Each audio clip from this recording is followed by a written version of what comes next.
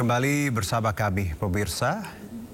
Tim SAR gabungan terus melakukan evakuasi pencarian korban runtuhnya bangunan Pondok Pesantren Al-Khozini, Sidoarjo, Jawa Timur. Minggu siang, tim SAR berhasil menemukan jenazah serta body part dari runtuhan bangunan dan langsung dibawa ke Rumah Sakit Bayangkara, Surabaya untuk dilakukan identifikasi.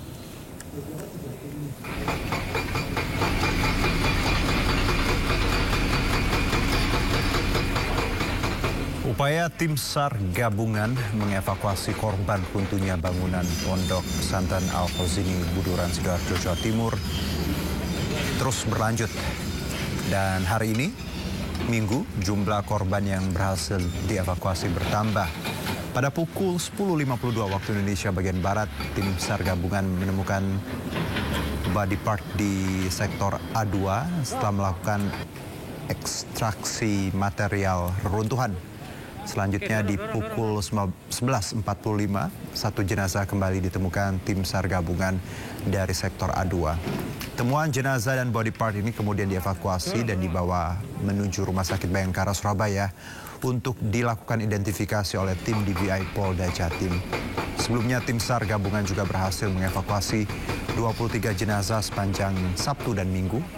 Dengan temuan ini, total korban runtuhnya bangunan Ponpes Al-Khozini mencapai 141 orang, terdiri dari 104 orang selamat dan 37 orang meninggal dunia.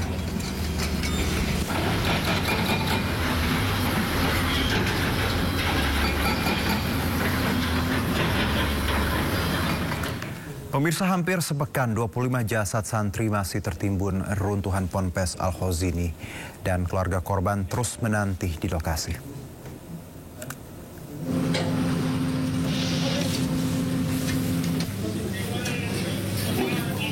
6 korban jenazah ambruknya bangunan Ponpes Al-Khozini, Sidoarjo ditemukan di area kejadian.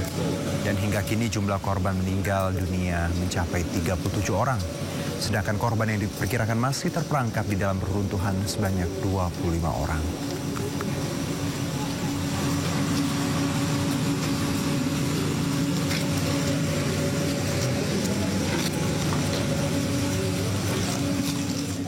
Pemirsa, operasi penyelamatan dan evakuasi korban ambruknya musola di Pondok Pesantren Al-Khozini, Sidoarjo, Jawa Timur terus berlanjut dan hingga Minggu pagi BNPB melaporkan korban meninggal mencapai 36 orang. Dari yang meninggal dunia adalah 36 orang. Ya, jadi total yang meninggal dunia 36 orang. Praktis yang diperkirakan masih di dalam reruntuhan itu ada 27 orang. Dari evakuasi ini yang dilakukan oleh Basarnas sudah sekitar 60%. Harapan kita, ini harapan kita ya, besok semuanya sudah rata dan kita bisa mengetahui kira-kira korban-korban yang ada di dalam reruntuhan tersebut. Rekan-rekan wartawan sekalian, saya di sini Mayor Jenderal TNI Budi Irawan, Deputi Penanganan Darurat BNPB, didampingi oleh Dirok dari Basarnas, Laksamana Pertama Barmantio dan PLT Kapus Dalop BNPB. Sementara itu, Wakil Gubernur Jawa Timur Emil Dardak kembali mendatangi lokasi bangunan Ponpes Al-Khozini yang runtuh. Ia berusaha menenangkan para orang tua yang anaknya belum diketahui nasibnya. Kondisi ini menyusul keputusan penggunaan alat berat dalam proses evakuasi para korban yang belum ditemukan. Hari yang lalu ada sebuah keputusan besar yang diambil untuk mulai menggunakan alat berat. Tentu ini momen yang sulit bagi orang tua yang belum bertemu dengan anaknya. Nah, alat berat ini memang bertujuan untuk kemudian kita bisa menyegerakan, merecover siapapun yang ada di bawah reruntuhan dalam kondisi apapun. Saat ini sudah ada 34 per 11.40 siang tadi. 34 sudah dibawa, 33 dalam keadaan yang full, ya. Kemudian namun untuk mengenali tidak mudah. Saya tidak bisa mendeskripsikan bagaimana persisnya Namun kami percaya asesmen dari mereka yang kompeten termasuk dari kepolisian untuk postmortem tidak bisa, bahkan siapapun yang mengenal pun sangat sulit. Nah inilah yang kemudian kami bertemu dengan orang tua. Nah yang kedua ya melihat pelaksanaan di lapangan, ternyata tentunya ini pekerjaan tanpa henti. Saya ketemu Pak Muji Irmawan dan Pak Dandim yang menjadi koordinator, Pak Irmawaji dari ahli struktur ITS, Pak Dandim Sidoarjo, Pak Sobiri. Ini pekerjaan berlangsung terus dan saya bersyukur dengan melihat pengerjaan ini.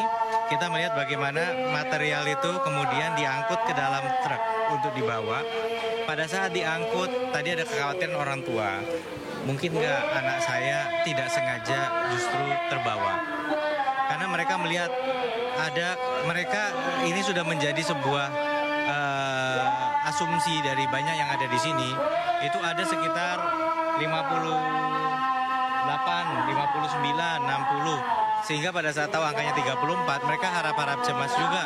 Jangan-jangan ada kemungkinan anaknya yang tidak diketemukan. Meskipun juga yang 31 ini masih belum teridentifikasi siapa yang sudah direcover. Tapi dengan melihat tadi saya bisa meyakinkan bahwa yang masuk bambu, kemudian besi, kemudian batu, kemudian kolom, itu masuk satu persatu. Dan ada safety officer tadi dari Pak Nanang, Pak Bramantio dari Basarnas, ada safety officer yang mengawal, mendampingi proses yang dilakukan oleh operator alat berat. Ya, ribuan warga yang memadati Monas dihibur dengan penampilan upacara HUT ke-80 di lapangan Silang Monas, Jakarta Pusat. Perayaan melibatkan ribuan prajurit hingga artis dan musisi ikut memeriahkan acara ini.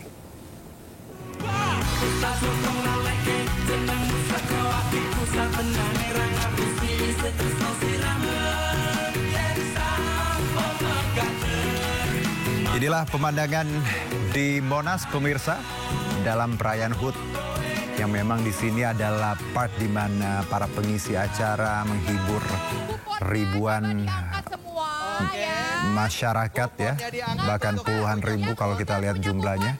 Ini menyaksikan acara langsung di Monas.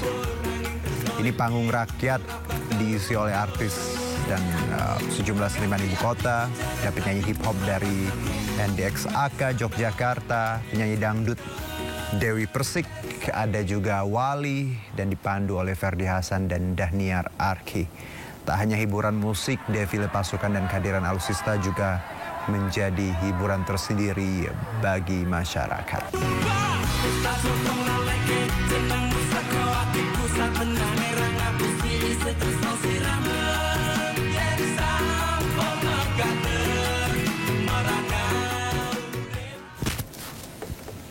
Ya, kita jeda terlebih dahulu pemirsa, dan informasi terkait tim SAR yang kembali menemukan jenazah serta body part dari runtuhan bangunan Pondok Pesantren Al-Fauzi di Sidoarjo akan kami hadirkan usai jeda berikut.